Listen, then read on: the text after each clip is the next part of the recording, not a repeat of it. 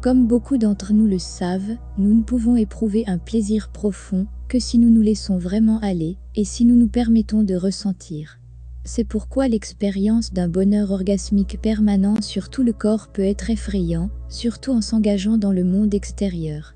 Lorsque le bonheur se produit, nous sommes totalement ouverts, vulnérables et abandonnés, nous arrêtons de penser et nous nous laissons simplement sentir et être, et il peut être intimidant d'être si ouvert tout en s'engageant dans le monde d'aujourd'hui. Cependant, nous ne devrions pas trop nous en soucier. Nous sommes protégés et détenus. Si vous vous retrouvez dans ce genre de conflit intérieur, à vouloir lâcher prise et vous abandonner au plaisir tout en vous retenant dans la peur, je peux vous proposer de, premièrement, vous visualiser entouré d'une bulle de lumière qui vous protège.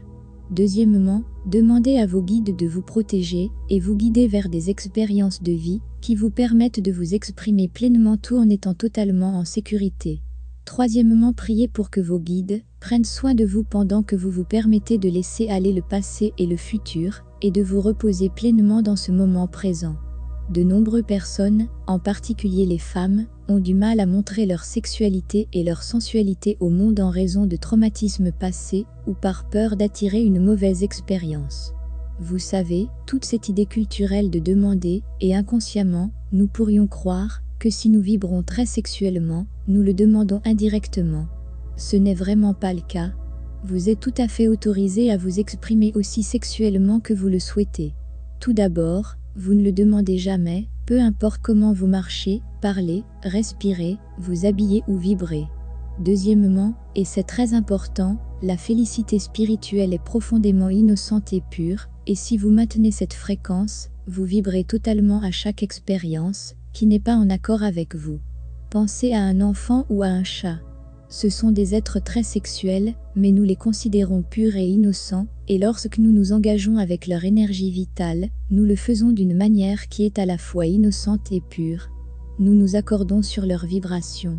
C'est la même chose avec la félicité spirituelle.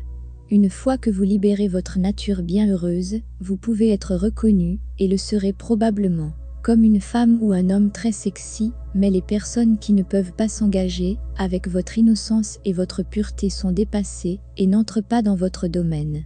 C'est pourquoi vous devez toujours prendre soin de votre énergie et rester dans la fréquence que vous choisissez pour vous-même.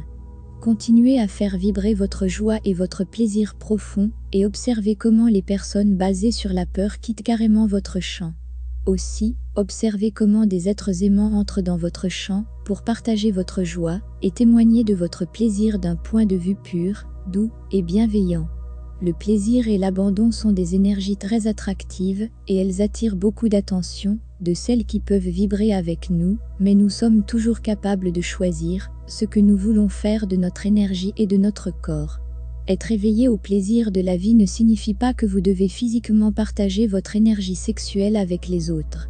Nous devrions en fait faire très attention avec qui nous avons des relations sexuelles.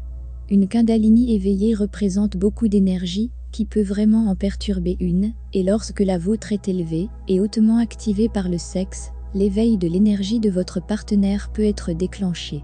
Même si leur énergie ne s'éveille pas complètement, il peut toujours être accablant pour leur conscience d'être témoin de ces énergies intenses.